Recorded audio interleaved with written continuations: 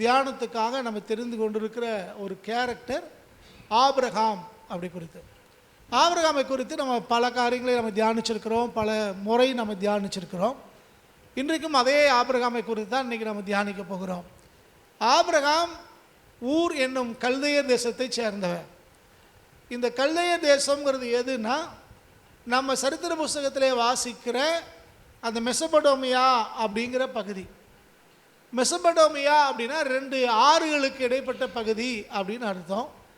Euphrates, Tigris அப்படின்னு சொல்லக்கூடிய 2 ஆறுகள். தமிழ் பைபிளில் ஐப்ராத் நதி அப்படின்னு வாசிக்கிறோம் இல்லையா, அந்த ஐப்ராத் நதிக்கும் அந்த டைக்ரீஸ் ஆற்றுக்கும் இடையில உள்ளது தான் இந்த மெசபடோமியாங்கிற பகுதி. இங்கே தான் கல்தையர் தேசம்னு சொல்கிறோம். அங்கே இருக்கிற ஊர் அப்படிங்கிற இடத்துல தான் இந்த ஆபிரகாம் வாழ்ந்து கொண்டிருந்தார். ஊர் அப்படிங்கிறது ஒரு எபிரேய சொல். அந்த ஊர் அப்படின்னா வெளிச்சம்னு அர்த்தம். பல முறை நான் சொல்லியிருக்கிறேன். இந்த உலகத்தில் முதல் முறையாக தெருவிளக்கு போட்டு அங்கே வெளிச்சம் இருந்ததுனாலே அந்த ஊருக்கு ஊர் அப்படின்னு பேர் வச்சுருந்தாங்க. ஆபிரகாமை கர்த்தர் அழைச்சார். ஆண்டவர் ஆபிரகாமை அழைக்கிற வரைக்கும் இந்த ஊரில் தான் அவர் இருக்கிறார். ஆனால் அந்த ஊருங்கிற இந்த இடத்த விட்டு வெளியே போனதுக்கு பின்னால் தான் ஆபிரகாமுக்கு உண்மையான வெளிச்சமே வந்தது. ஆண்டவரை குறித்த ஒரு அறிவு அவருக்கு உண்டாயிற்று, விசுவாசத்தை குறித்த அறிவு அவருக்கு உண்டாயிற்று. ஆண்டவரை அவர் பின்பற்ற ஆரம்பிக்கிறார்.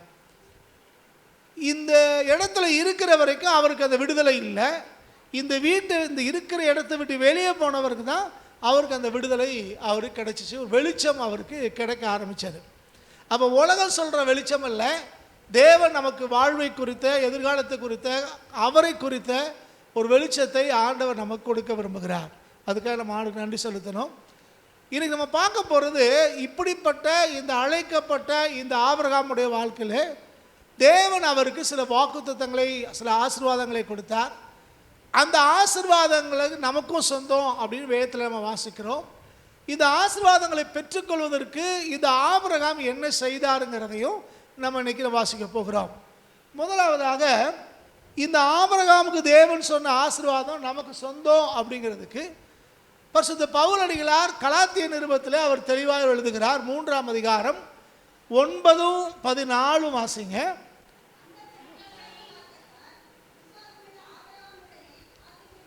இங்கே வேதத்தில் வாசிக்கிறோம், அந்தபடி விசுவாச மார்க்கத்தார் அப்படின்னு வாசிக்கிறோம். விசுவாச மார்க்கத்தார் நம்மெல்லாம் யாரு? விசுவாச மார்க்கத்தார். நம்ம கண்டு விசுவாசிக்கவில்லை, காணாமல் ஆண்டவரை விசுவாசிக்கிறோம். கிரியையினாலே நாம் அவருடைய பிள்ளைகள் அல்ல, ஆண்டுடைய கிருபையினாலே அவருடைய பிள்ளைகளாய் நாம் மாறி இருக்கிறோம். தேவன் மேலே விசுவாசம் வச்சு நடக்கிறதுனாலே நமக்கு ஒரு பேர் விசுவாச மார்க்கத்தார் அப்படின்னு வேதம் சொல்கிறது. இந்த ஆண்டவராக இயேசு கிறிஸ்துவை தெய்வமாக ஏற்றுக்கொண்ட விசுவாச மார்க்கத்தார் விசுவாசமுள்ள ஆபிரகாமுடனே ஆசீர்வதிக்கப்படுகிறார்கள் அப்படின்னு. ஆபிரகாமை குறித்து வேதத்தில் வாசிக்கும் போது அவர் விசுவாசிகளின் தகப்பன்னு வாசிக்கிறோம். அவருக்குள்ள விசுவாசம் இருந்தது. விசுவாசத்தினாலே பல காரியங்களை அவர் செய்தார், சாதித்தார். இப்போ விசுவாச மார்க்கத்தாருக்கும் இந்த விசுவாசம் உள்ள ஆபிரகாம் மூலமாய் ஒரு ஆசீர்வாதம் உண்டாகிறது. அது 14வது வசனத்திலே நம்ம வாசிக்கிறோம்.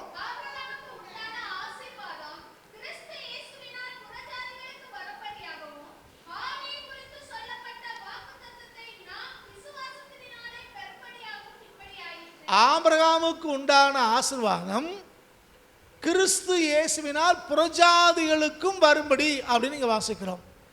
யூதர் அல்லாதவர்களை அன்றைக்கு புறஜாதின்னு சொன்னாங்க. இந்த யூதர் அல்லாதவர்களுக்கு ஆபிரகாமினாலே உண்டாகிற ஆசீர்வாதம் புறஜாதிகளுக்கு உண்டாகுது அப்படின்னு இங்கே வாசிக்கிறோம். எப்படி? கிறிஸ்து இயேசுவினாலே அப்படின்னு. அப்போ ஆண்டவராக இயேசு கிறிஸ்துவை நீங்களும் நானும் தெய்வமாக ஏற்றுக்கொண்டிருக்கிறோம் அப்படின்னா, இந்த விசுவாசம் உள்ளவராகிய ஆபிரகாமுக்கு என்னெல்லாம் தேவன் ஆசீர்வாதங்களை கொடுத்தாரோ அத்தனை ஆசீர்வாதமும் இயேசு கிறிஸ்துவின் மூலமாக அவர் பின்பற்றுகிற நமக்கும் சொந்தமாகிறது. ஒரு சில காரியங்களை ஆபிரகாமுக்கு மட்டும் கர்த்தர் சொன்னார், ஒரு சில ஆசீர்வாதங்களை இஸ்ரவேலருக்கு மட்டும் கர்த்தர் சொன்னார். ஆனால் பெரும்பாலான ஆசீர்வாதங்கள் அந்த ஆபிரகாமுக்கு சொல்லப்பட்டது நமக்கும் சொந்தமாக இருக்கிறது. அவரை ஆசீர்வதிச்சது போல தேவன் நம்மளையும் கர்த்தர் ஆசீர்வதிக்கிறவராக இருக்கிறார். இப்போ ஆபிரகாமுக்கு அவர் என்னென்ன ஆசீர்வாதங்களை சொன்னார் அப்படின்னு பார்த்தோம்னா, சுமார் ஒரு 40க்கு மேற்பட்ட ஆசீர்வாதங்களை வேதத்தில் வாசிக்கிறோம். இந்த 40க்கு மேற்பட்ட ஆசீர்வாதங்களில் எல்லாத்தையும் தியானிப்பதற்கு நமக்கு நேரம் இல்லை. ஒரு சில ஆசீர்வாதங்களை மாத்திரம் இன்னைக்கு நம்ம பார்க்க போகிறோம். இந்த 40க்கு மேற்பட்ட ஆசீர்வாதங்களை அவர் சுதந்திரிப்பதற்கு அவர் என்ன செய்தாருங்கிறது மேலோட்டமாய் சில காரியங்களை இன்னைக்கு பார்க்க போகிறோம். இப்போ முதலாவதாக இந்த ஆசீர்வாதங்களை குறித்து இன்னைக்கு நம்ம பார்க்க போகிற ஆபிரகாமுக்கு சொல்லப்பட்ட ஆசீர்வாதங்கள் ஆதியாகமத்தின் புத்தகம் 12ஆம் அதிகாரம் முதல் 3 வசனங்களை வாசிக்கும் போது அங்கே நம்ம வாசிக்கிறோம்.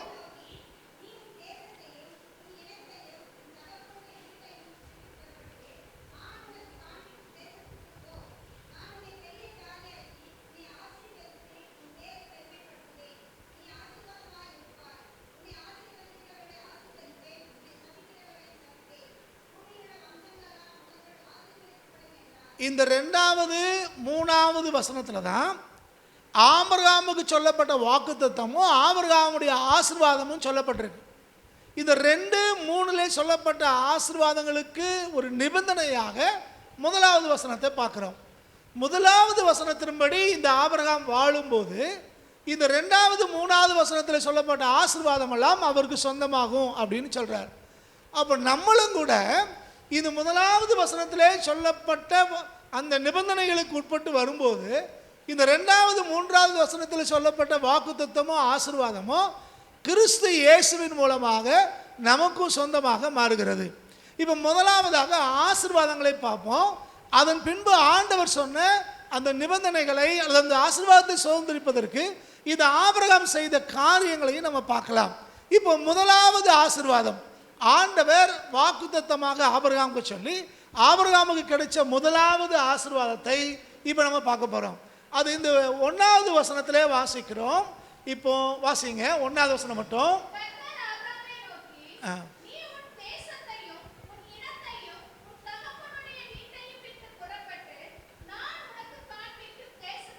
சரி, முதல்ல இங்க ஆண்டவர் சொல்றாரு, நான் உனக்கு காண்பிக்கும் தேசத்துக்கு போ.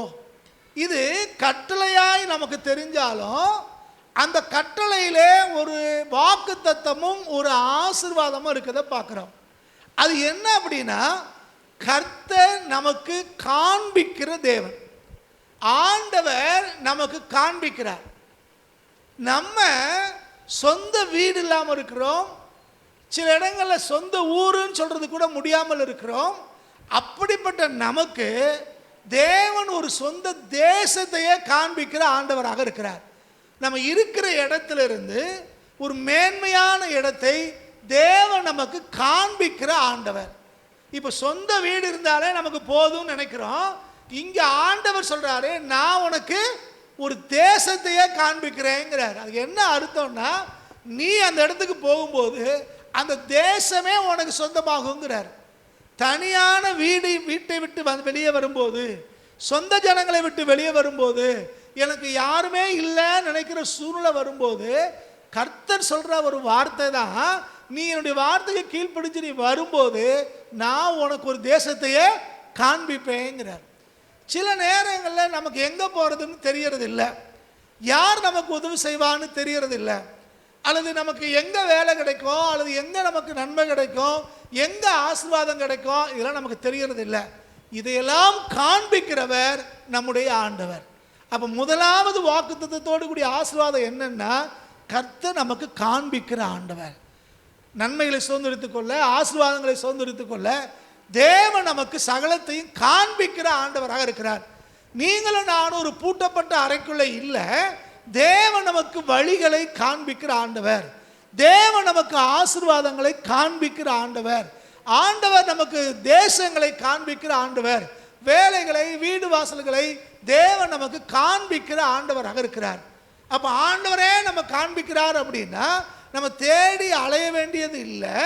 தேவன் நமக்கு அது எல்லாவற்றையும் காண்பித்து நமக்கு அவர் செய்து முடிக்கிற கர்த்தராக நமக்கு அவர் இருக்கிறார். இது முதலாவது ஆசீர்வாதம். இப்போ இது எப்படி தேவன் காண்பிக்கிறார் அப்படின்னா, அவருடைய வார்த்தையினாலேயும் ஆவியானவராலேயும் நமக்கு காண்பிக்கிறார். தேவன் நம்ம காண்பிக்கிறது, தேவன் தம்முடைய வார்த்தையினாலே நம்ம காண்பிக்கிறார். 2வது ஆவியானவருடைய நடத்துதலினாலே நம்ம காண்பிக்கிறார். நீங்களும் நானும் ஒரு காரியத்தை விசுவாசிப்பதும் ஒரு காரியத்தை பின்பற்றணும் செய்யணும்னா நமக்கு அடிப்படையில் 2 காரியம் தேவை. ஒன்று கர்த்தருடைய வசனம், 2வது கர்த்தருடைய ஆவியானவருடைய நடத்துதல். இது 2 சரியாய் நமக்கு இருக்குமேயானால் நாம் அதை சுதந்திரிக்க முடியும். அந்த விதமாய்த்தான் தேவன் நம்மை நடத்துகிறவராக இருக்கிறார். நமக்கு பெண்ணையோ மாப்பிள்ளையோ அடையும்படி தேவன் நமக்கு காண்பிக்கிறார். ஆண்டவர் நமக்கு சபைகளை காண்பிக்கிறார், கல்வியை காண்பிக்கிறார், வேலைகளை காண்பிக்கிறார். தேவன் நமக்கு அழைப்பை காண்பித்து அவர் நம்மை நடத்துகிறார். இப்படி ஆண்டவர் நம்மை காண்பிக்கும் போது நாம நம்ம சுயபுத்தின் மேலே சாயாம நம்ம வழிகளெல்லாம் கர்த்தரையே நம்ம மனசுல நிறுத்திருப்போம்னா, கர்த்தருடைய வார்த்தையின்படி ஜீவிக்க ஆரம்பிப்போம்னா, கர்த்தர் காண்பிக்கிற அந்த காரியத்தை நீங்கள் நானும் சுதந்திரிக்க முடியும். நீதிமொழிகள் 3ஆம் அதிகாரம் 5-6 வசனங்களை வாசிங்க.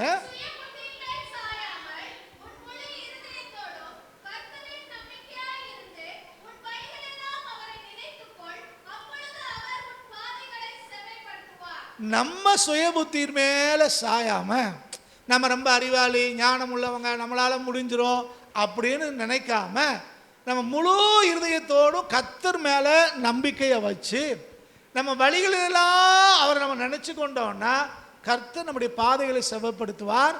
அவர் காண்பிக்கிற காரியங்களை சுதந்திரிக்க அவர் நமக்கு வழிகாட்டுவார். அப்போ ஆண்டவர் நம்ம காண்பிக்கிற தேவன். நம்ம ஆவியானவர் மேலே நம்பிக்கை வச்சு கர்த்தருடைய வார்த்தை மேலே நம்பிக்கை வச்சு அவன் நடத்துகிறபடி நம்ம கடந்து போகும்போது நாம் அதை சுதந்திரிக்க முடியும். இது வேதம் நமக்கு சொல்லுகிற ஒரு ஆசீர்வாதம், ஒரு மேன்மையான காரியமாக நாம் எங்கே பார்க்குறோம். அடுத்து ஸ்தோத்திரம், இந்த 2வது ஆசீர்வாதம் என்ன அப்படின்னா 2வது வசனத்தில் இருக்கு. ஆண்டவர் சொல்லுகிறார், நான் உன்னை பெரிய ஜாதியாக்குவேன் அப்படின்னு சொல்கிறார். இந்த தமிழ் பைபிளில் ஜாதி அப்படின்னு சொல்கிறது, இது இந்த வடமொழி சொல்லுக்கு சரியான பொருள் என்ன அப்படின்னா தேசம் அல்லது நாடு அப்படின்னு அர்த்தம். ஆங்கில வேதாகமத்தில் நேஷன்ஸ் அப்படின்னு போட்டிருக்கு. இந்த தமிழ் பைபிளில் நம்ம இந்திய மொழிகளில் இது ஜாதின்னு மொழி வைத்திருக்காங்க. இது ஜாதின்னா அந்த நம்ம ஊரில் சொல்கிற ஜாதிகளை இது குறிக்காது. இது தேசம்ங்கிற அர்த்தம் உடையது, நாடுங்கிற அர்த்தம் உடையது. இப்போ ஆண்டவர் சொல்கிறாரு, நான் உனக்கு காண்பிக்கிறவர் அப்படின்னு முதலாவது வாக்கு தத்தத்தை ஆசீர்வாதத்தை சொன்னவர். 2வதாக அவர் சொல்கிறாரு, நான் உன்னை பெரிய தேசமாக்குவேன், பெரிய நாடாக்குவேன்ங்கிறாரு. யாரை பார்த்து சொன்னார்? ஆபிரகாம். ஆபிரகாமுடைய நிலைமை என்ன? அவருக்கு குழந்தை கூட கிடையாது இல்லையா? அப்படிப்பட்ட ஒரு மனுஷன். இருந்த ஊரையும் வீட்டையும் விட்டு கர்த்தரை வெளியே வர சொன்னார். அப்படிப்பட்ட மனுஷனுக்கு தான் கர்த்தர் சொல்கிறாரு, நான் உன்னை பெரிய தேசமாக்கிடுவேன், பெரிய நாடாக்குவேன் அப்படிங்கிறார். அப்போது ஆபிரகாமுக்கு சொன்ன இந்த வாக்குத்தத்தம் இன்னைக்கு நீங்களும் நானும் கிறிஸ்து இயேசுவின் மூலமாக ஆண்டவரை உறுதியாகி நம்ம பற்றி கொண்டோம் அப்படின்னா நமக்கும் இது சொந்தமாகி மாறுகிறது.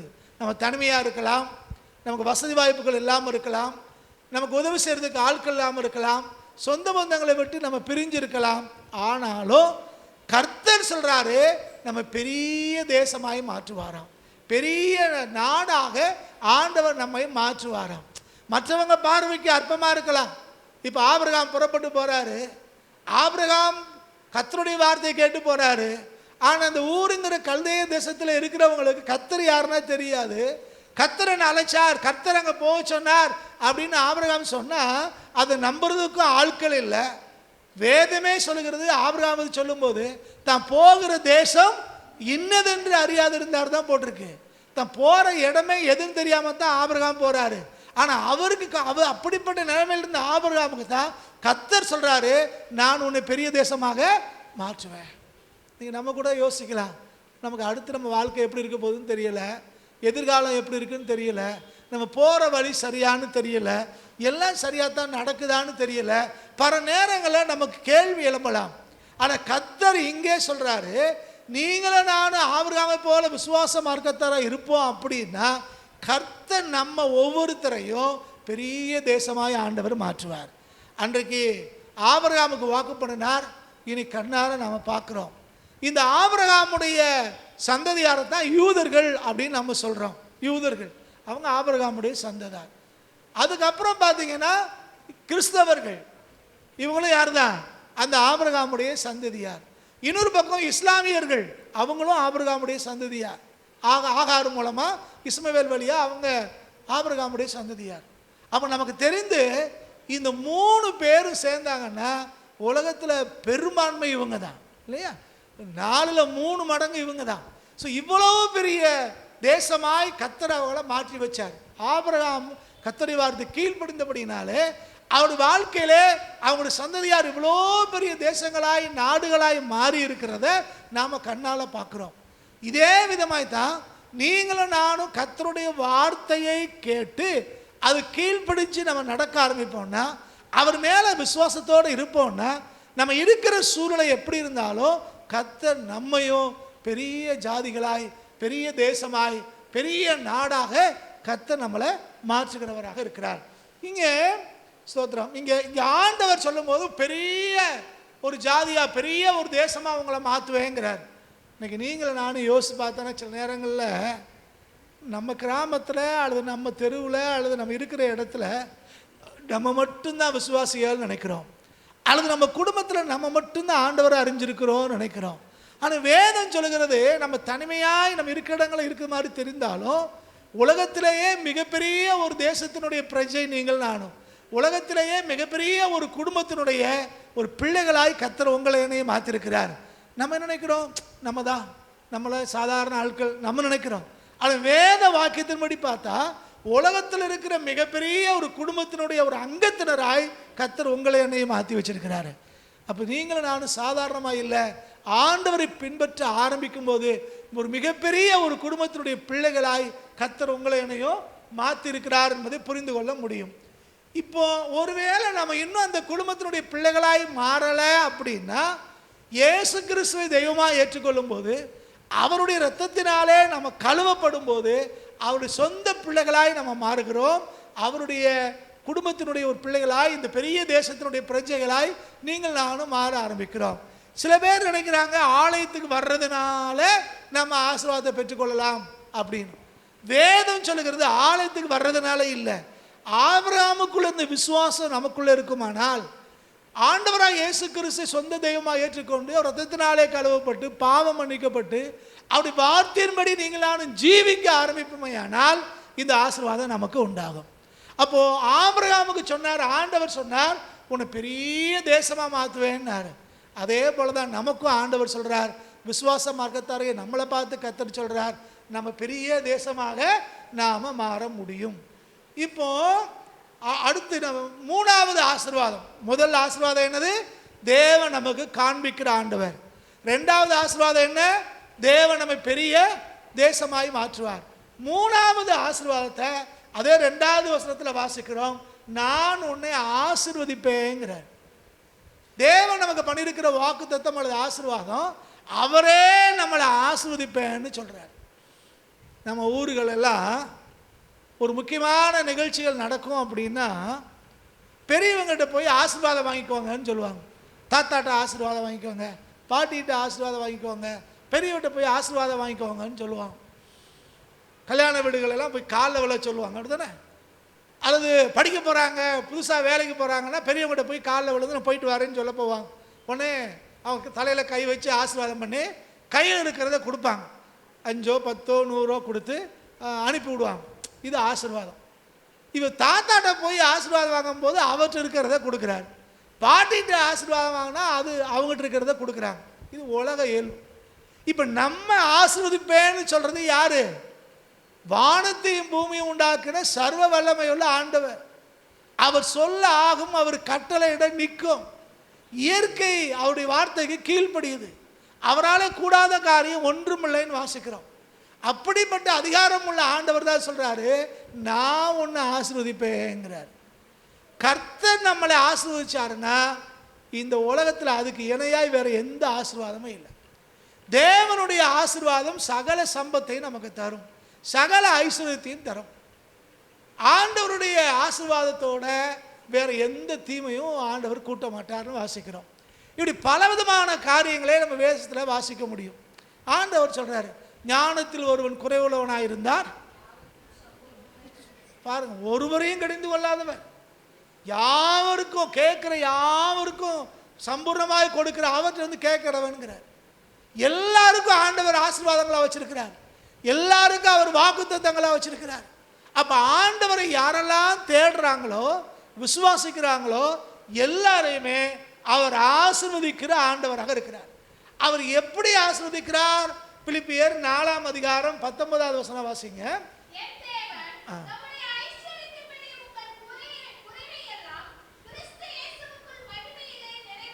ஆண்டவர் எப்படி நம்மளை ஆசீர்வதிக்கிறாருன்னா, நம்முடைய குறைவுகளை எல்லாம் கிறிஸ்து இயேசுவுக்குள் மகிமையில நிறைவாக்குவார். தேவன் தம்முடைய ஐஸ்வர்யத்தின்படி அப்படிங்கிறார். அவர்கிட்ட இருக்கிற ஐஸ்வர்யத்தின்படி நம்முடைய குறைவுகளை எல்லாம் மகிமையிலே அவர் நிறைவாக்குவாராம். அப்ப எதுலாம் நம்ம குறை நினைக்கமோ அத்தனை குறையான காரியத்திலையோ கர்த்தர் நம்மளை ஆசீர்வதிக்கிறவர். அத்தனை குறையான காரியத்திலையோ அவர் நம்முடைய காரியங்களை பொறுப்பெடுக்கிறவர். எல்லா குறைவுகளையும் அவர் நிறைவாகி மாற்றுவார். தேவன் நம்மளை ஆசீர்வதிச்சாருன்னா நம்ம வாழ்க்கையில காணப்படுகிற எல்லா குறைவுகளும் மாற ஆரம்பிக்கும். பைபிளில் வாசிக்கிறோம், என் பாத்திரம் நிரம்பி வழிகிறது அப்படின்னு. தேவன் நம்மை நிரப்புகிறார். தேவன் நம்மை ஆசீர்வாதத்தினால நிரப்பி நம்ம மூலமாய் மற்றவங்களுக்கும் அந்த ஆசீர்வாதம் கடந்து போகும்படி அதை வழிந்து போக செய்கிற ஆண்டவர். நமக்கு எல்லாருக்கும் நல்லா தெரியும் தேவன் எப்படியெல்லாம் நம்மளை ஆஸ்வதிப்பாருங்கிறத நம்ம வாழ்க்கையிலையும் அடுத்தவங்க வாழ்க்கையிலையும் பார்த்துருக்குறோம். இன்னும் எதெல்லாம் நமக்கு குறைவாக இருக்கோ அந்த குறைவுகளை எல்லாம் தேவன் நிறைவாய் மாற்றுவார். அவர் நம்மளை ஆசீர்வதித்து அந்த குறைவுகளை எல்லாம் அவர் நிறைவாய் மாற்றுகிற கர்த்தராக இருக்கிறார். அப்போ நமக்கு என்ன தேவையோ அதை அவர் அறிந்திருக்கிறார். நம்ம கேட்கறதுக்கு முன்னாலேயே அவர் அறிந்திருக்கிறார். நம்ம அவரிடத்துல கேட்கும்போது அல்லது நம்முடைய குறைவுகள் எல்லாம் நிறைவாக்கும்படி அவர் நமக்கு சகலத்தையும் அவர் செய்கிற ஆண்டவராக இருக்கிறார். இப்போ பிசாசை குறித்து அதே ஆண்டவர் தான் சொல்றார். நான் எப்படி நன்மை செய்கிறேன்னு சொல்லி பிசாசு என்ன செய்கிறாங்கிறத யோவான் 10:10 சொல்றாரு. திருடன் திருடவும் கொல்லவும் அழிக்கவும் வருகிறானே என்று. அப்ப பிசாசு வர்றான்னா அங்க கெடுதல. ஆனா இவர் எதுக்கு வர்றாரா? ஜீவன் உண்டாயிருக்கவும் பரிபூர்ணப்பட வந்த ஆண்டவர் வந்த பூமிக்கு வந்த நோக்கமே நமக்கு வாழ்க்கையை கொடுக்கிறதுக்காக வந்தாராம். அந்த வாழ்க்கை எப்படிப்பட்ட வாழ்க்கையாக? பரிபூர்ணமான நிறைவான வாழ்க்கையாய், பூர்ணமான வாழ்க்கையாய், ஒரு குறைவு இல்லாம எல்லா ஆசீர்வாதத்தையும் சுதந்திரிக்கிற ஒரு வாழ்க்கையாய் மாறுற வாழ்க்கையை தான் கர்த்தர் நமக்கு கொடுக்க விரும்புகிறார். அப்ப தேவன் நமக்கு செய்யற இந்த காரியம் இது ஒரு மிக மிக மேன்மையான ஒண்ணு. தேவன் நம்மளை ஆசீர்வதிச்சாருன்னா அதை ஒருத்தரும் தடுக்கவே முடியாது.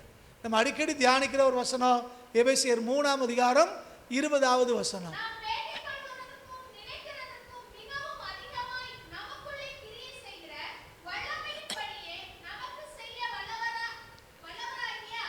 பாருங்க, நமக்கு அவர் எப்படி செய்யறாரா?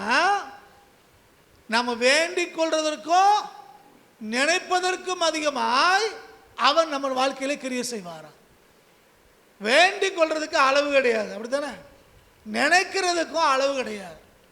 மூல பாஷையில சொல்லியிருக்கப்படி சொப்பனம் காண்பதற்கும் அதிகமாய் நம்ம நினைக்கிறதுக்கும் சொப்பனம் காண்பதற்கும் அளவே கிடையாது. சர்ச்சுக்குள்ள உட்காந்துருக்கோம், எப்படிலாம் நம்ம நினைப்போம்? அங்கே போனது மாதிரி, இங்கே போனது மாதிரி, அது வாங்கின மாதிரி, இது வாங்கின மாதிரி எல்லாம் நினச்சிடலாம். சொப்பனத்தில் அப்படித்தான் என்னென்னமோ நம்ம சொப்பனம் நமக்கு வருது. இங்கே ஆண்டவர் சொல்கிறார், நம்ம நினைக்கிறதுக்கும் நம்ம வேண்டிக் கொள்றதுக்கும் நம்ம நினைக்கிறதுக்கும் நம்ம சொப்பனம் காண்பதற்கு அதிகமாய் நம்ம வாழ்க்கையிலே அவர் கிரியை செய்வதற்கு வல்லமை உள்ள தேவன். அப்போ தேவன் நம்மளை ஆஸ்வதிக்கிறாருன்னா சும்மா ஏதோ சாதாரணமாக இல்லை, அபண்டன்ஸா பரிபூர்ணமாய் தேவன் நமக்கு ஆசீர்வாதத்தை கொடுக்கிற கர்த்தர். பூர்ணமாய் நிறைவாய் தேவன் நம்மளை ஆசீர்வதிக்கிற கர்த்தர். கடந்த நாளுக்களே ஒரு மூத்த ஐயா என்று சொல்லும்போது சொல்லிட்டு இருந்தாங்க, சில பேர் சாட்சி சொல்லும்போது சொல்லுவாங்க, அன்னைக்கு எசேக்கியா ஜெபம் பண்ணாரு, ஆண்டவர் அவருக்கு 15 வருஷத்தை கூட்டி கொடுத்தாரு அப்படின்னு நம்ம சொல்கிறோம். 15 வருஷத்தை எந்த வயசுல எசேக்கியாவுக்கு கூட்டி கொடுத்தாருங்கிறது முக்கியம். 25 வயசுக்காரரு நான் ஜெபம் பண்ணேன், கர்த்தர் எனக்கு 15 வயசை கூட்டி கொடுத்தாருன்னா அப்போ எத்தனை வயசோட முடிஞ்சு போச்சு? 40 வயசோட முடிஞ்சு போச்சுன்னு அப்படி இல்லை. எசேக்கியாவுக்கு பூரண வயதிலே கர்த்தர் இன்னும் 15 வயசுல கூட்டி கொடுக்கிறார். அதுதான் தேவன் செய்கிறது. கர்த்தர் ஒருபோதும் நமக்கு தீமை செய்கிற ஆண்டவர் அல்ல. தேவன் நமக்கு நன்மையை பரிபூர்ணத்தை கர்த்தர் செய்ய விரும்புகிறார். பரிபூர்ணமான ஆசீர்வாதத்தை கொடுக்க விரும்புகிறார். கர்த்தருடைய கரத்திலிருந்து வருகிற எல்லா நன்மைகளும் பூரணமாய் பரிபூர்ணமாய் இருக்கும். அது ஒருபோதும் தீமைக்கு ஏதுவானது அல்ல. அப்போ இங்கே கர்த்தர் என்ன சொல்கிறாருன்னா, நம்ம வேண்டிக் கொள்றதுக்கோ நம்ம நினைக்கிறதுக்கோ நமக்கு சொப்பனம் காண்பதற்கு அதிகமாய் அவர் நம்மளை ஆஸ்வதிப்பாராம். அப்போ தேவன் ஆஸ்வதிக்கிறான்னு சாதாரணமாக இல்லை, அவர் மேன்மையான ஆசீர்வாதத்தை அவர் நமக்கு கொடுக்கிற ஆண்டவர். இப்போ 4வதாக ஒரு ஆசீர்வாதம், அதே 2வது வசனத்தில் சொல்லியிருக்கு, உன் பேரை பெருமைப்படுத்திங்கிறார். நான் உன்னை ஆசீர்வதித்து உன் பேரை பெருமைப்படுத்து. இன்னைக்கு பேர் பெருமைப்படணுங்கிறதுக்காக, நம்ம பேர் வெளியே தெரியுங்கிறதுக்காக பலரும் பல வேலைகளை செய்கிறாங்க. எப்படியாவது நம்ம பேர் வெளியே வரணும்னு நினைக்கிறாங்க. ஆனால் கர்த்தர் தம்முடைய பிள்ளைகளை அவரே வாடின்றா உயர்த்தி வைக்கிறார். அவரே அவங்க பேர்களை பெருமைப்படுத்துகிறார். அவரே அவங்க பேர்களை உயர்த்துறதை நம்ம பார்க்குறோம். கர்த்தர் நம்முடைய பேரை பெருமைப்படுத்துகிற ஆண்டவர். தேவன் பெருமைப்படுத்தினாருன்னா அந்த பேரை யாருமே கெடுக்க முடியாது, அந்த அவங்கள யாரும் கீழே வீழ்த்தவும் முடியாது. தேவன் அபிதமாய் நம்ம ஒவ்வொருவரையும் ஒவ்வொருத்தருடைய பேரையும் அவர் பெருமைப்படுத்துகிற கர்த்தராக இருக்கிறார். இங்கே நம்ம வேதத்தில் நம்ம வாசிக்கும் போது பல இடத்துல ஆண்டவர் எழுத்தின்படியே பல பேருடைய பேரை பெருமைப்படுத்துறதை பார்க்குறோம். யோசேப்பை நம்ம பார்க்குறோம். யோசேப்பை சொந்த சகோதரர்களே வெறுத்துட்டாங்க. சிறைச்சாலையில் கிடக்க வேண்டிய நேரம். ஆனால் கர்த்தர் அவரை மறக்காம ஆண்டவர் அவரை உயர்த்தி வைக்கிறார். அடிமையாய் போன இடத்துல தானியேலையும் சாத்ராக்கையும் மேசாக்கையும் கர்த்தர் உயர்த்தி வைக்கிறார். பல இடங்களில் நம்ம பார்க்குறோம், பல பேருடைய பெயர்களை தேவன் பெருமைப்படுத்திக்கிட்டே இருக்கிறார். இதே போல தான் நாம் மிகவும் சாதாரணமானவங்களாய் உலகத்துக்கு காணப்பட்டாலும், நாமளே நம்மளை சாதாரணமானவங்க நம்ம நினைச்சாலும், கர்த்தரை விசுவாசிக்க ஆரம்பிக்கும் போது, கர்த்தருடைய வார்த்தையின்படி நடக்க ஆரம்பிக்கும் போது, கர்த்தர் நம்முடைய பெயரை பெருமைப்படுத்துகிற ஆண்டவர். எத்தனை பேருக்கு புரியுது? நம்ம நினைக்கிறோம் நம்மளை யாருக்கு தெரியும்? நம்மளை சொந்தக்காரனுக்கே நமக்கு தெரிய மாட்டேங்குது, பக்கத்து வீட்டுக்காரர்களுக்கு நம்மளை தெரியாது, நம்மளாம் என்ன அப்படின்னு நம்ம நினைக்கிறோம். ஆனால் பரலோகம் என்ன யோசிக்குதுன்னா, இவங்க என்னுடைய பிள்ளை, இவங்களை உயர்த்தி வைக்கணும், இவங்க பேரை பெருமைப்படுத்தணும் அப்படின்னு சொல்லி ஆண்டவர் நமக்கு நன்மை செய்கிறதுக்காக அவர் தேடிக்கிட்டு இருக்காரு. நம்மளை உயர்த்தி வைக்க தேவன் விரும்புகிறார். தேவன் ஒரு மகிமையான காரியத்தை நம்ம வாழ்க்கையில் செய்து இவங்களுக்கு இணையாகுமா, இவங்களை போலாகுமான்னு சொல்கிற அளவுக்கு நம்ம ஒவ்வொருத்தரையும் கர்த்தர் உயர்த்தி வைக்க விரும்புகிறார். எத்தனை பேர் கர்த்தர் வசனம் புரியுது? அல்லேலூயா. சரி, இது 4வதான ஒரு ஆசீர்வாதம். 5வதான ஆசீர்வாதம் என்ன? அதே வசனத்தில் வாசிக்கிறோம், நீ ஆசீர்வாதமாக இருப்பார். முதல் ஆசீர்வாதம் என்ன? தேவன் காண்பிக்கிறவர். 2வது ஆசீர்வாதம் என்ன? பெரிய தேசமாக்குவார். 3வது ஆசீர்வாதம் என்ன? தேவன் நம்மை ஆசீர்வதிப்பார். 4வது ஆசீர்வாதம் என்னது? பேரை பெருமைப்படுத்துவார். இங்க 5வது ஆசீர்வாதம் என்னன்னா, நம்ம ஆசீர்வாதமாகவே இருப்போம். தேவன் நம்மளை ஆசீர்வதிக்கிறதுனால நம்ம வாழ்க்கை எப்படி மாறும்? ஆசீர்வாதமாக மாறும். தேவன் நம்மை ஆசீர்வாதமாய் மாற்றிடுவார். தேவனுடைய ஆசீர்வாதத்தினாலே நாம் ஆசீர்வாதமாக இருப்போம். நாம் ஆசீர்வாதமாக இருக்கிறதுனால மற்றவங்களுக்கு நன்மை உண்டாகும். தேவன் நம்மளை ஆசீர்வதிக்க நோக்கம் என்ன அப்படின்னா, நம்ம வாழ்க்கை மூலமாக அடுத்தவங்களுக்கு ஆசீர்வாதம் உண்டாகும். நம்ம எல்லாருக்கும் நல்லா தெரியும், லூக்கா 5ஆம் அதிகாரத்தில் வெறுவலையை அலசி கொண்டு இருந்த பேதுரு இப்போ ஆண்டவருடைய வார்த்தையை கேட்டு ஆழத்தில் படக போட்டதுக்கு பின்னால் அவர் வலை கிழிஞ்சு போகிற அளவுக்கு மீன் கிடைக்கிது. இப்போ கரையிலே சும்மா நிற்கிற படகையை அவங்க கூப்பிட்டாங்க. இப்போ அவங்களும் சேர்ந்து வந்து இந்த வலையை தூக்கும்போது 2 பேருடைய படகும் மூழ்கிற அளவுக்கு அவங்களுக்கு மீன் கிடைச்சது. இன்னைக்கு நம்ம வெறுமனே இருக்கிற மாதிரி தெரியலாம். இன்னைக்கு நம்மகிட்ட ஆசீர்வாதம் இல்லாத மாதிரி தெரியலாம். இன்னைக்கு மற்றவங்களுக்கு முன்னால நம்ம ஒரு வேடிக்கை பொருளாய் கேலியாய் மற்றவங்களுக்கு தெரியலாம். ஆனால் கர்த்தர் நம்மளை ஆசீர்வதிக்க துவங்கும் போது மற்றவங்களுக்கு நாம ஆசீர்வாதமாய் மாறுகிறோம். இன்னைக்கு கடன் வாங்குறோமா, நான் கடன் கொடுக்கிறவளாய் தேவன் நம்மளை மாற்றுவார். இன்னைக்கு உதவிகளை எதிர்பார்க்கிறோமா, மற்றவர்களுக்கு உதவி செய்கிறவர்களாய் தேவன் நம்மளை மாற்றுவார். தேவன் நம்ம ஒவ்வொருவரையும் மற்றவர்களுக்கு முன்னால ஆசீர்வாதமாய் மாற்றுகிற ஆண்டவராக இருக்கிறார். எதுக்கு தேவன் நம்மளை ஆஸ்வதிக்கிறார்? நாம மற்றவர்களை ஆஸ்வதிக்க முடியும். ஆசீர்வதிக்கிறதுலேயே மிகப்பெரிய ஆசீர்வாதம் என்னது? மற்றவர்களை கிறிஸ்துவண்டை நடத்துவது. கிறிஸ்துவின் சுவிசேஷத்தை சொல்லி, ரட்சிப்பை சொல்லி, பாவத்திலிருந்து சாபத்திலிருந்து அவங்கள தூக்கி எடுக்கிறோமே, அதுதான் கொடுக்கிற ஆசீர்வாதத்திலேயே மிகப்பெரிய ஒரு ஆசீர்வாதம். அப்படி மற்றவர்களுக்கு கிறிஸ்துவின் அன்பை பகிர்ந்து கொள்ளும்படிக்கு தேவன் நம்ம ஒவ்வொருவரையும் ஆசீர்வாதமாக இந்த உலகத்திலே நம்மளை அவர் மாற்றுகிற ஆண்டவராக இருக்கிறார். இன்னைக்கு நீங்களும் நானும் இன்னைக்கு பாவத்தினாலேயும் சாபத்தினாலேயும் அந்தகாரத்தில் இருக்கிற இந்த உலகத்தில் நாம் ஒரு வெளிச்சம் கொடுக்கிறவங்களாய், ஒரு ஆசீர்வாதத்தின் வெளிச்சமாய் நீங்களும் நானும் மாறணுங்கிறது தேவனுடைய சித்தம், தேவனுடைய விருப்பம், தேவனுடைய திட்டமாக இருக்கிறது. ஸோ அப்படிப்பட்ட ஒரு ஆசீர்வாதத்தை தேவன் நமக்கு கொடுக்கிறவராக இருக்கிறார்.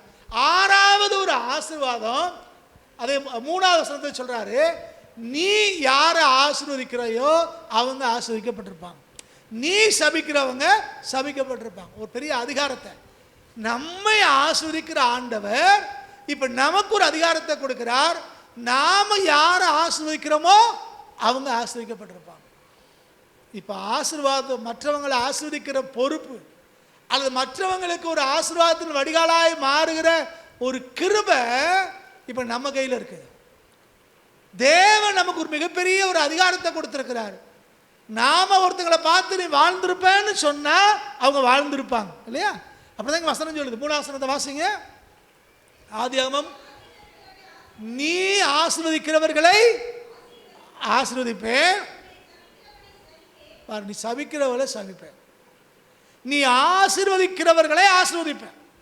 அப்ப ஆண்டவரை அறிந்திருக்கிற, ஆண்டவரை பின்பற்றுகிற நீங்களும் நானும் ஒருத்தரை பார்த்து நீ ஆசீர்வாதமா இருப்பேன்னு சொன்னா, நீ வாழ்ந்திருப்பேன்னு சொன்னா, நீ நல்லா இருப்பேன்னு சொன்னா, தேவன் நம்ம வார்த்தையிலிருந்து சொன்ன அந்த ஒவ்வொரு வார்த்தையும் கனப்படுத்தி அதன்படியே அவங்க வாழ்க்கையில மாற்றுவார். அப்போ உங்களுக்கு எனக்கும் எவ்வளோ பெரிய ஒரு அதிகாரத்தை, ஒரு ஆசீர்வாதத்தை, ஒரு வாக்கு தத்தத்தை ஆபிரகாம் மூலமாய் நமக்கு தேவன் கொடுத்துருக்கிறாருன்னு பாருங்க. நம்ம அடுத்தவங்களை எப்படி ஆசீர்வதிக்கிறோம்? காலையில் எழுந்திரிச்ச உடனே, ஏ சனியனே எவ்வளோ நேரம் தான் படுத்து கிடப்ப அப்படின்னு சொல்லக்கூடாது. சொல்றது புரியுதா? நீ மாடு மேய்க்கத்தான் லாயக்கு அப்படின்னு சொல்லக்கூடாது. உன்னை வச்சு என்ன பிரயோஜனம் அப்படின்னு சொல்லக்கூடாது. ஏன்னா இங்க வேதம் சொல்லுகிறது, நம்ம என்ன சொல்லுகிறோமோ அதன்படி நடக்கும். கர்த்தர் உங்களை என்னையும் அந்த ஒரு மேன்மையான ஸ்தானத்துக்கு வச்சிருக்கார். அப்போ நாம ஒருத்தரை ஆசீர்வதிச்சோன்னா அந்த ஆசீர்வாதம் அவங்களுக்கு உண்டாகும். மற்றவங்க பார்வையிலே நம்ம பைத்தியமா தெரியலாம், லூசா தெரியலாம், ஏழைகளா தெரியலாம், ஒன்றும் படிக்காதவங்களா தெரியலாம், ஒன்றுக்கும் உதவாதவங்களா தெரியலாம். ஆனால் கர்த்தரை நீங்கள் நானும் பின்பற்றுகிறபடினாலே நாம் என்ன சொல்லுகிறோமோ அது அப்படியே அடுத்தவங்க வாழ்க்கையில் படிக்கும். சில நேரங்களில் சில கோபத்தில் சில வார்த்தைகளை நம்ம சொல்லிடுறோம், அது அப்படியே அவங்க வாழ்க்கையில் வாய்க்கிறது. ஒருத்தங்க ஒரு நாள் ஒரு ஆபத்தான நேரத்தில் ஜெபம் பண்ண சொன்னாங்க. ஜெபம் பண்ண சொல்லும்போது ஒரு வார்த்தையை ஞாபகப்படுத்துகிறாங்க, பாஸ்டர் கொஞ்சம் நாளைக்கு முன்னாடி நீங்கள் ஒரு வார்த்தை சொன்னீங்க ஞாபகம் இருக்கா அப்படின்னு. என்ன அப்படின்னா, இப்போ நான் அழுதுகிட்டே சொல்கிறேன், கேட்டு கர்த்தருக்குள்ளே வந்துடுங்க, நீங்கள் ஆண்டவருக்குள்ளே நீங்கள் இப்போ இந்த நேரத்தில் நீங்கள் வரலைன்னா ஒரு நாள் நீங்கள் அழுதுகிட்டே வர வேண்டியிருக்கோம் அப்படின்னு நான் சொல்லிட்டேனா. நீங்கள் அப்படி சொன்னீங்கல்ல, இப்போ அதனால் அழுதுகிட்டே நாங்கள் வந்திருக்கோம் அப்படின்னா. அது கேட்ட உடனே எனக்கு மனசு கொஞ்சம் கஷ்டமாக இருந்துச்சு. ஐயோ நம்ம அப்படி சொல்லியிருக்கக்கூடாதோ, கோபத்தில் அப்படி சொல்லியிருக்கக்கூடாதோ அப்படின்னு. சில நேரம் நான் உதாரணத்துக்கு ஒன்று சொன்னேன், இதே மாதிரி தான் நம்ம ஒவ்வொருத்தரும் என்ன சொல்கிறோமோ அது தேவன் கனப்படுத்தி நிறைவேற்றுகிற ஆண்டவராக இருக்கிறார். நம்ம என்ன சொல்கிறோமோ அது அப்படியே நடக்கும் அவங்க வாழ்க்கையில். ஆண்டவர் அறிஞ்சவங்களோ அறியாதவங்களோ ஏன்னா இது ஆபிரகாம் மூலமாய் தேவன் நமக்கு கொடுத்துருக்கிற ஒரு வாக்கு தத்தம். அதனால நம்ம என்ன சொல்லுறோங்கிறது ரொம்ப ரொம்ப முக்கியம். நம்ம என்ன ஆசீர்வாதத்தை சொல்கிறோமோ அந்த ஆசீர்வாதம் அவங்க வாழ்க்கையில் வாய்க்கும். இது 6வதாக அவர் சொன்ன ஒரு வாக்குத்தத்தோடு கூடிய ஒரு ஆசீர்வாதம். நீ ஆசீர்வதிச்சேன்னா அவங்க ஆசீர்வதிக்கப்பட்டிருப்பாங்க அப்படின்னு சொல்கிறார். இப்போ ஆண்டவன் நம்மளை மட்டும் ஆசீர்வதிக்கலை, நம்ம மட்டும் ஆசீர்வாதமாக இருக்கணும்னு தேவன் விரும்பலை. மற்றவங்களும் ஆசீர்வதிக்கப்படணும், நம்ம மூலமாக ஆசீர்வதிக்கப்படணும் அப்படிங்கிறது தேவ திட்டமாக இருக்குது. இப்போ நம்மளை சுற்றிலும் ஒரு கூட்டம் இருக்காங்களே, அவங்களுக்கு ஒரு ஆசீர்வாதத்தின் வாய்க்காலாய் கர்த்தர் உங்களை என்னையும் மாற்ற விரும்புகிறார். நீங்களும் நானும் மற்றவர்களுக்கு ஆசீர்வாதமாக இருக்கணுங்கிறது தான் தேவனுடைய பிரதான திட்டம். அதுக்கு ஏற்ற விதத்தில் நம்ம ஆண்டோடைய வார்த்தையை தேடி அதன்படி வாழ நம்ம கற்றுக்கொள்ள வேண்டும். நாம் அடுத்தவங்களை ஆசீர்வதிக்கும் போது புரிந்து கொள்ளுங்க, அவங்களுக்கு உண்டாகிற ஆசீர்வாதம் நமக்கும் உண்டாகும். அடுத்தவங்களை எந்த அளவுக்கு நம்ம ஆசீர்வதிக்கிறோமோ அந்த ஆசீர்வாதத்தினுடைய ஒரு பலன் நமக்கும் உண்டாகுது. ஒருவேளை நம்ம ஆசீர்வதிக்கும் போது அதுக்கு அவங்க பாத்திரராக இல்லை அப்படின்னா அது நமக்கே திரும்ப வந்துடும். லூக்கா 10ஆம் அதிகாரத்தில் அதான் அன்னைக்கு சொல்கிறாரு, நீங்கள் ஒரு வீட்டுக்குள் பிரவேசிக்கும் போது அந்த வீட்டில் உள்ளவங்களை முதல்ல வாழ்த்துங்கள்ங்கிறார். அதுக்கு பாத்திரமான இருந்தால் அந்த வாழ்த்துதல் அவங்களுக்கு போய் சேரும். அப்படி இல்லைன்னா அது நமக்கே திரும்பி வந்துடுங்கிறார். அதெல்லாம் நீங்கள் கவனிக்கணும். அப்போ நம்ம ஒருத்தரை ஆசீர்வதிக்கிறோம், அவங்க பாத்திரமான இல்லைன்னா அந்த ஆசீர்வாதம் நமக்கு திரும்ப வரும். அவர் 2 மடங்கு ஆசீர்வாதம் நமக்கு கிடைக்கும். இப்போ நம்ம ஒருத்தரை சபிக்கிறோன்னு வச்சுக்கோங்க, அதுக்கு அவங்க பாத்திரவானா இல்லைன்னா கவனிக்கிறீங்களா? நம்ம சில நேரங்களில் என்ன செய்கிறோம், என்னென்னு புரியாமே சில பேர் திட்டிடுவோம், அசம்ஷனில் திட்டுவோம். நம்ம ஒரு எப்படி சொல்கிறது, ஒரு அனுமானத்தில் சில பேர் மேலே கோபப்படுவோம். இப்போ உண்மையிலேயே அவங்க அந்த கோபத்துக்கு பாத்திரவான இல்லைன்னு வச்சுக்கோங்க, நம்ம சொன்ன ஒவ்வொரு வார்த்தையும் நமக்கு திரும்ப வந்துடும். அதனால தான் பேசுவதற்கு அமைதியாக இருங்கிறார், கேட்குவதற்கு தீவிரமாயும் பேசுவதற்கு தாமதமாக இருங்க. ஏன்னா நமக்கு எல்லாம் தெரிஞ்சது எல்லாம் சரியானது இல்லை, நம்ம கேள்விப்பட்ட எல்லாமே சரியானது இல்லை. நம்ம ஊரில் சொல்லுவாங்க, கண்ணால் காங்கிறதும் போய் காதால் கேட்கறதும் பொய்யும்பா. ஏன்னா நம்ம காத்துக்கு வர்றது எல்லாமே சரிதான்னு சொல்ல முடியாது. அதில் நிறைய குறைவுகள் இருக்கிறது, கூட்டி குறை சொல்லுவாங்க. அதெல்லாம் நம்பி நம்ம எதையாவது பேசிடவோ செஞ்சிடவோ கூடாது. கவனம். சரி, அப்போ நம்ம ஆசீர்வதிக்கிறவர்களை தேவன் ஆசீர்வதிப்பார்.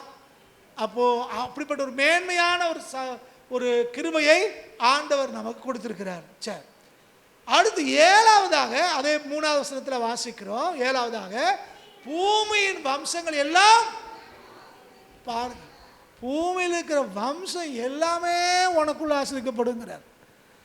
ஆபிரகாமும் சாராலும் ஆசீர்வதிக்கப்பட்டா போதும், அவங்க உறவு ஜனங்கள் ஆசீர்வதிக்கப்பட்டா போதும். ஆனால் இங்கே வாசிக்கிறோம், நீங்க மட்டும் இல்லப்பா, உங்க குடும்பம் மட்டும் இல்லப்பா, உறவு ஜனம் மட்டும் இல்லை, உங்க தேசம் மட்டும் இல்லை, இந்த பூமியில் இருக்கிற வம்சங்கள் எல்லாமே உன் மூலம் தான் ஆசீர்வதிக்கப்படுங்கிறார். இப்போ நீங்களும் நானும் ஆபிரகாமுடைய விசுவாசத்துக்கு சொந்தக்காரராக மாறணும்னா அப்போ நம்ம வாழ்க்கையிலே என்ன நடக்கும்?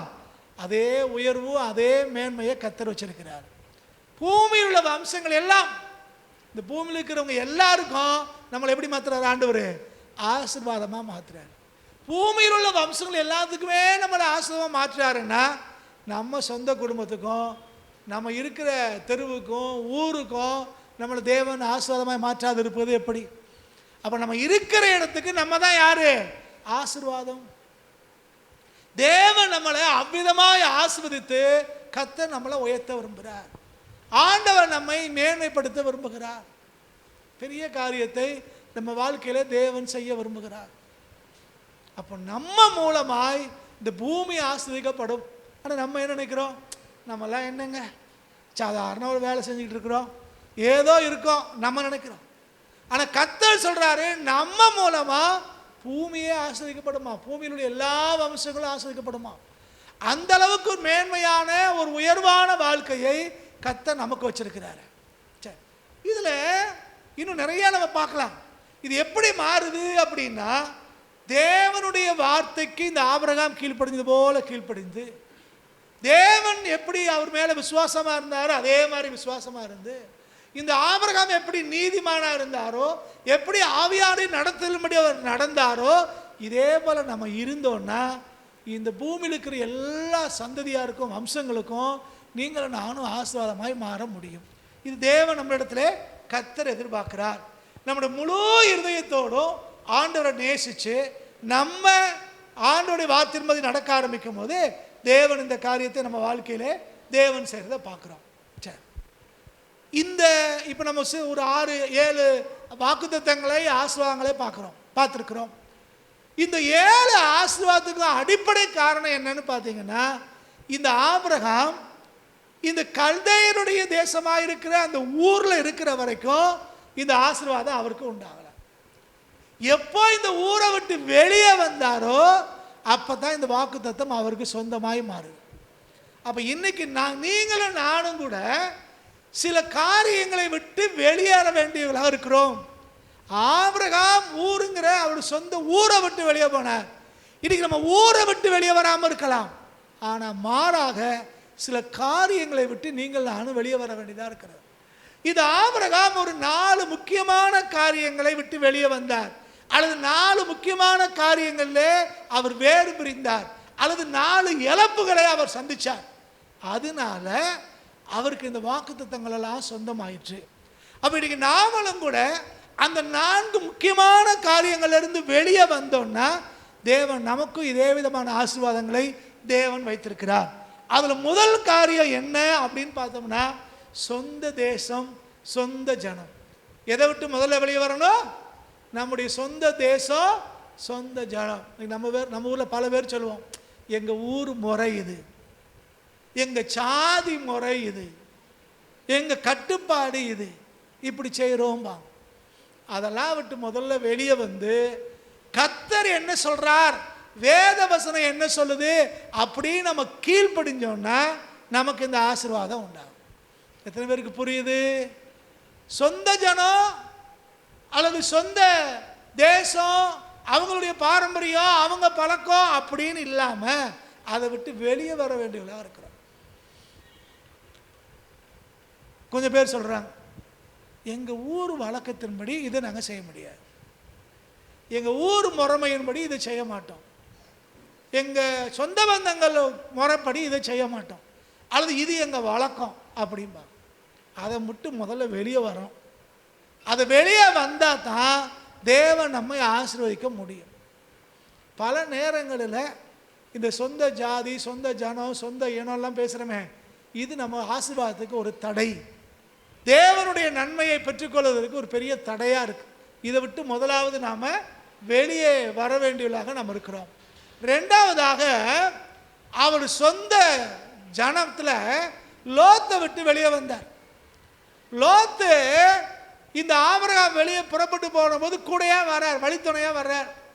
நம்ம என்ன நினச்சிருப்போம், எப்போ நம்மளை நம்பி ஒருத்தன் வாராயா, தேவன் நம்மளை தான் அழைச்சாரு, ஆனாலும் உதவிக்கு ஒருத்தன் வாரானேன்னு நினைப்போம். ஆனால் லோத்து எதுக்கு வந்தான்? மாம்சத்தின்படி ஆசீர்வாதத்தை சுதந்திரிக்கத்தான் வந்தான். ஆவிக்குரிய ஒரு நன்மை கூட வரல. எதுக்கு கூட வர்றா? இவன் கூட இருந்தா நமக்கு ஒரு நன்மை. இப்போ ஆடு பெருகிருச்சு, மந்த பெருகிருச்சு, உடனே வாக்குவாதம் வருது. இப்போ இந்த மாம்சத்துக்குரியவர்களை உலக பிரகாரமான நன்மைக்காக மாத்திரம் நம்மளை தேடி வராங்களே, அவங்கள விட்டு நம்ம பிரிய வேண்டியவர்களாக இருக்கிறோம். சில பேருக்கு நம்ம கொடுத்துக்கிட்டே இருந்தோம்னா நம்மளை நல்லவங்க நல்லவங்கன்னு சொல்லுவாங்க. நீங்கள் கொடுக்கறத நிறுத்திட்டீங்க அப்படின்னா, ஆமாம் அவளை எங்களுக்கு சொந்தக்காரனாக்கும் அப்படிம்பாங்க. இது இன்னைக்கு இயற்கை. பணங்களை கொடுத்து, பொருட்களை கொடுத்து மட்டும் ஒருத்தங்க உண்மையாக நம்ம நேசிக்காங்கன்னு நினச்சிட முடியாது. இவங்க எப்போ வேணாலும் நம்ம காலை வாரிட்டு போய்கிட்டே இருப்பாங்க. புரிந்து கொள்ளுங்க. அப்போ இப்படிப்பட்ட ஆட்கள் நமக்கு நன்மை செய்கிறதில்லை, நம்ம ஆவிக்குரிய வாழ்க்கையில் வளர முடியாது, அவங்க ஆசீர்வாதமாக இருக்கவும் மாட்டாங்க. இப்படிப்பட்ட ஆட்களை விட்டு ஒதுங்குகிறது தான் நமக்கு நன்மையான ஒன்று. இப்படிப்பட்ட ஆட்கள் நமக்கு ஆசீர்வாத குறைச்சலை உண்டாக்குவார்கள். இவங்களை விட்டு வெளியே வரணும். ஆபிரகாம் லோத்தை விட்டு வெளியே வந்தார், அவர் ஆசீர்வாதத்தை அவர் சுதந்திரிக்கிறத பார்க்குறோம். நிறைய வசனங்கள் இருக்கிறது, இப்போ சொல்லுறதுக்கு நேரம் இல்லாதபடினாலே நான் வேகமாய் நான் கடந்து போகிறேன். அடுத்து மூன்றாவதாக அவருடைய சொந்த திட்டத்தை விட்டு வெளியே வந்தார். இப்போ ஆபிரகாமுக்கு ஒரு திட்டம். என்ன திட்டம்? இஸ்மவேல் தான் தமக்கு வாரிசுன்னு நினைக்கிறார். சாராவுக்கு குழந்தை இல்லைன்னு உடனே சாராவுடைய ஆலோசனைப்படியே ஆகார திருமணம் செய்து இப்போ இஸ்மவேல் பிறந்திருக்கிறார். இவர் நினைச்சிட்டு இருக்காரு இந்த இஸ்மவேல் மூலமா தான் நமக்கு ஆசீர்வாதம், இவன் மூலம் தான், இவன் தான் நமக்கு வாரிசு நினைச்சிட்டு இருக்கிறார். அப்ப கர்த்தர் சொன்னார், இவன் கிடையாது, இவன் அடிமையின் வயிற்றில் பிறந்தவன், இவன் வாரிசு இல்லை. சாரால் மூலமாய் நான் உனக்கு கொடுக்க போறேன், ஈசாக்கு தான் உனக்கு வாரிசுன்னு. அப்போ இவருடைய சுய திட்டம் இருக்குதே, இவருடைய சுய விருப்பம் இருக்குதே, இவருடைய சுய நம்பிக்கை இருக்குதே, அதை விட்டு அவர் வெளியே வந்தாரு. அதுக்கு பிறகு அவருக்கு ஆசீர்வாதம். சில நேரங்களில் நாமளே ஒரு திட்டத்தை வகுத்து கொள்ளுகிறோம், நாமளே ஒரு பிளான் போடுறோம், இது இப்படி இருக்கணும் அது அப்படி இருக்கணும் அப்படின்னு. ஆனால் நம்ம திட்டங்களை உடைக்கிறவர் தான் நம்முடைய தேவனாகிய கர்த்தர். அப்போ நம்ம இதுதான் நமக்கு ஆசீர்வாதம், இது மூலமாக தான் நமக்கு மேன்மை அப்படின்னு நினைக்கும் போது கர்த்தர் இல்லை இல்லை, நான் உனக்கு வேற திட்டத்தை வச்சிருக்கிறேன், நீ நினைக்கிறதெல்லாம் சாதாரணமானது, நான் உனக்கு மேன்மையான திட்டத்தை வச்சிருக்கிறேன்னு அதை கடந்து வருவதற்கு தேவன் நமக்கு உதவி செய்கிறார். அப்போ நம்ம சுய திட்டத்தை விட்டு வெளியே வரணும். சொந்த இனம் சொந்த ஜனம் அதை விட்டு வெளியே வந்தார். கூடையே வந்த மாம்சத்துக்குரிய பூமிக்குரிய நன்மையை தேடின ஆபிரகாம் லோத்தை விட்டு வெளியே வந்தார். மூணாவது பார்க்கிறோம், சொந்த திட்டத்தை விட்டு அவர் வெளியே வருகிறார். நான்காவதாக இவர் அதிகமாய் நேசிச்சாரு யார? காலம் கடந்து பிறந்திருக்கிற ஈசாக்க. ஆண்டவர் அந்த ஈசாக்க வந்து பலி செலுத்துங்கிறார். அது சொல்லும்போது ரொம்ப அழகாக சொல்லுவார், நீ நேசிக்கிற உன் ஏக சூதன், நீ நேசிக்கிறவன், காலம் கடந்து பிறந்தவன், அந்த சுதன் ஒரே ஒரு குமாரன் இருக்கானே, நான் காண்பிக்கிற அந்த மோரியா மலைக்கு அந்த இடத்துல வந்து அவனை பலி செலுத்துங்கிறார். எப்படி இருந்திருக்கும் யோசிச்சு பாருங்க. ஆனாலும் அவர் கீழ்ப்படிந்தார். சில நேரங்களில் நமக்கு ரொம்ப பிடிக்குது அப்படின்னு சொல்லுவோம், அந்த ரொம்ப பிடிக்கிற காரியத்தை விட்டாதான், சில நேரங்களில் தேவன் சொல்லும்போது அதை விட்டாதான் நமக்கு ஆசீர்வாதம் உண்டாகும். நமக்கு இனிப்பு ரொம்ப பிடிக்கும், லட்டுனா பார்த்த உடனே நாக்கில் எச்சி ஊறிடுது. ஆனால் இப்போ சுகர் வந்துருச்சு, டாக்டர் சொல்கிறாரு உங்களுக்கு லட்டு ரொம்ப பிடிக்கும் தான், ஆனால் நீங்கள் சுகமாகனா என்ன செய்யணும்? லட்டை விட்டாகணும். எனக்கு ரொம்ப பிடிச்சிருக்கு லட்டு அப்படின்னு சாப்பிட்டா அடுத்து என்ன தான் செய்ய வேண்டியிருக்கோம்? பெட்டி தான் செய்ய வேண்டியதாக இருக்கும் இல்லை? இந்த மாதிரி தான் சில நேரங்களில் நம்ம ரொம்ப நேசிக்கிறது, இதுதான் நம்முடைய திட்டம் நினைக்கிறோம். கர்த்தர் சில காரியங்களை அதை விட்டு வெளியே வா அப்படின்னு சொன்னாருன்னா, அதை விடும்போது தான் அந்த வாக்குத்தத்தங்களையும் ஆசீர்வாதங்களையும் நாம் சுதந்திரிக்க முடியும். அப்படி இல்லைன்னா இந்த ஆசீர்வாதம் நமக்கு சொந்தமாய் மாறுகிறது இல்லை. அதனால் இன்னைக்கு நம்ம ஒரு தீர்மானம் எடுப்போம், இது ஆபிரகாமை போல ஜாதி கட்டு ஊரு கட்டு சொந்த முறைமை அதெல்லாம் விட்டுட்டு, அல்லது என் கூடையே பயணப்பட்ட லோத்து அப்படின்னு சொல்கிறோமே அந்த மாம்சத்துக்குரியவங்களை உலக ஆசீர்வாதத்துக்காக ஒட்டிட்டு வரவங்களை விட்டுட்டு, இதுதான் நம்ம திட்டம், இப்படித்தான் இந்த காண்டு செய்ய போகிறோம் அப்படின்னு நினைக்கிறோமே அதை விட்டு வெளியே வந்து, நான் நேசிக்கிற காரியம் இது இதுதான் அப்படின்னு நினைக்கிறோமே அந்த அதிகமாக நேசித்ததெல்லாம் விட்டுட்டு கர்த்தரையும் அவருடைய வார்த்தையை நம்பி அவருடைய நாம மகிமைக்காக நம்ம எதையாவது செய்யணும்னு தீர்மானிச்சு கடந்து போவோம்னா, இந்த ஆபிரகாமுக்கு சொன்ன அத்தனை வாக்குத்தத்தங்களும் இயேசு கிறிஸ்து மூலமாக உங்களுக்கு எனக்கு சொந்தமாய் மாறும். ஆபிரகாமுடைய வாழ்க்கையில ஆசீர்வாதத்தை கட்டளையிட்ட ஆண்டவர் நம்ம வாழ்க்கையிலையும் அதே ஆசீர்வாதத்தை செய்வதற்கு அவர் போதுமானவராக இருக்கிறார். ஜெபம் பண்ணுமா? இருக்கிறவங்க எல்லாரும் அப்படி எழுந்து நின்று கர்த்தரை முகத்தை நோக்கி பார்ப்போம். ஆபிரகாமுடைய தேவன் நம்முடைய தேவனாக இருக்கிறார். ஆபிரகாமை ஆசீர்வதிச்சவர் நம்மையும் ஆசீர்வதிக்க விரும்புகிறார். ஆபிரகாமுக்கு வாக்கு பண்ணின தெய்வம் நமக்கும் அதே வாக்குத்தத்தங்களை வைத்திருக்கிறார். ஆபிரகாமுடைய ஆசீர்வாதங்கள் எல்லாம் இயேசு கிறிஸ்து மூலமாய் நமக்கு சொந்தம்னு வேதத்தில் வாசிக்கிறோம். அப்படி மாறணும்னா வேதம் சொல்லுகிறது போல நீங்களும் நானும் விசுவாச மார்க்கத்தாராய் மாற வேண்டும். இது ஆபிரகாமை போல எதுலாம் நம்ம சரிப்படணுமோ அதையெல்லாம் நம்ம சரிப்பட வேண்டியவர்களாக இருக்கிறோம். எதை சீர்படுத்தணுமோ அதை சீர்படுத்த வேண்டியவளாக இருக்கிறோம். எதை விடணுமோ அதை விட வேண்டியவளாக இருக்கிறோம். அப்போதுதான் இந்த ஆபிரகாமுக்கு சொல்லப்பட்ட அந்த வாக்குத்தத்தமும் அந்த ஆசீர்வாதமும் நமக்கும் சொந்தமாய் மாறும். தேவன் அவ்விதமாய் ஆபிரகாமுக்கு கொடுத்த ஆசீர்வாதங்களை நம்ம ஒவ்வொருத்தருக்கும் தேவன் கொடுக்கும்படி கர்த்தர் எல்லாம் அப்படி ஸ்தோத்திரம் பண்ணுவோம். ஸ்தோத்திரம் ஸ்தோத்திரம் ஸ்தோத்திரம் ஸ்தோத்திரம். யாராவது ஜெபம் பண்ணுவோம்.